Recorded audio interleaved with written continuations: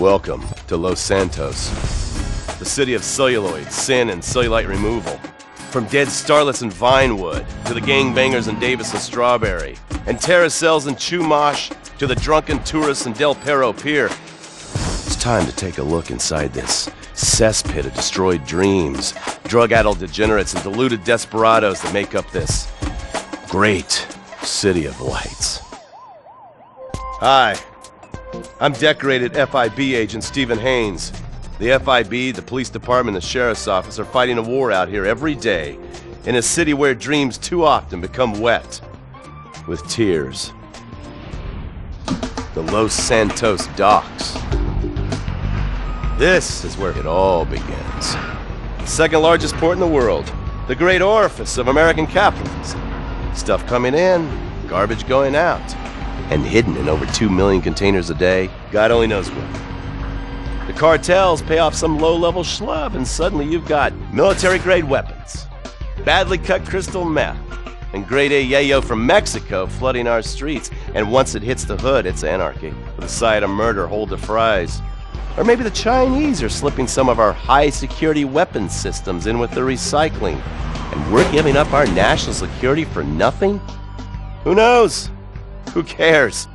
As long as the financial party continues, we'll just keep picking up the pieces. A word to the wise, kids. Never use PCP.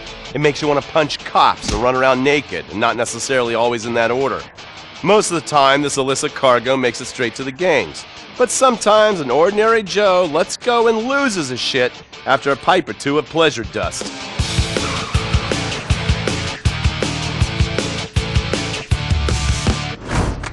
The Vagos, bloodthirsty Chicanos with a predilection for pain, papaya juice, and spicy plantains. They're one of the largest Mexican street gangs in the city, with rumored connections to several major mafias. While half the battle out here is fought with guns, the other half is with informants. Sometimes you need to become the bad guys to bust the bad guys. All right, guys, let's go. When the ballists and the families aren't shooting each other, they're selling the dope that the junkies are shooting into their veins. The families love sports almost as much as they love banging. Flashy, arrogant, competitive, and aggressive, they are lifelong bitter enemies of the ballists. Wearing the colors of the feud or the corkers, the families call themselves Gang Green. Of course, like all families, they love a good squabble. Subdivided into sets, such as the Chamberlain Gangsters or the Carson Avenue set, it turns out the families love shooting each other almost as much as they love shooting ballists.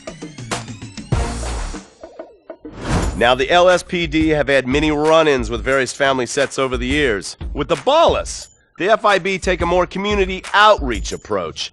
Hey guys, stay out of trouble now. Suck my Steve Haines. Now the ballists fly the colors of the Los Santos Panic, or the Boers, purple, because they are the bruise on the face of this city.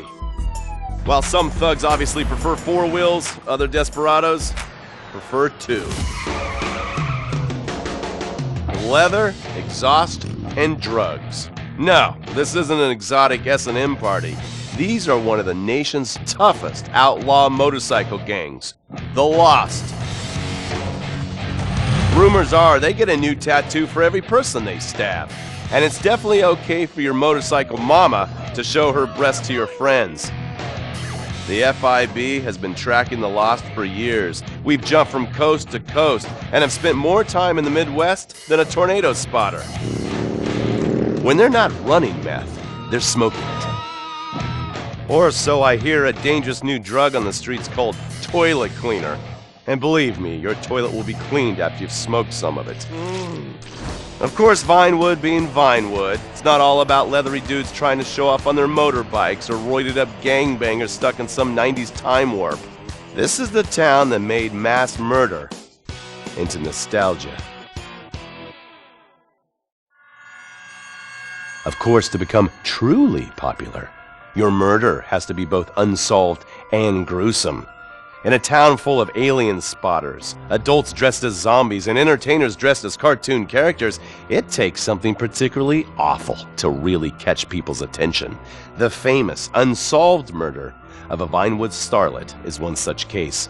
For years, horny nerds have wondered what happened to Leonora Johnson, and if they would have plucked up the courage to speak to her or kill her themselves. It's inspired filmmakers, writers, and copycat killers. Conspiracy theorists have blamed various celebrities, the mayor, the Soviets, short skirts, women's liberation, and hidden aliens embedded amongst us for the murder. But not all crime is premeditated. Maybe drinking's your thing. Look at this drunken buffoon, proving that there doesn't always need to be criminal intent to cause serious criminal damage. Or maybe you're just an overprivileged poppycock, living on daddy's pension and protesting about the unfairness of capitalism.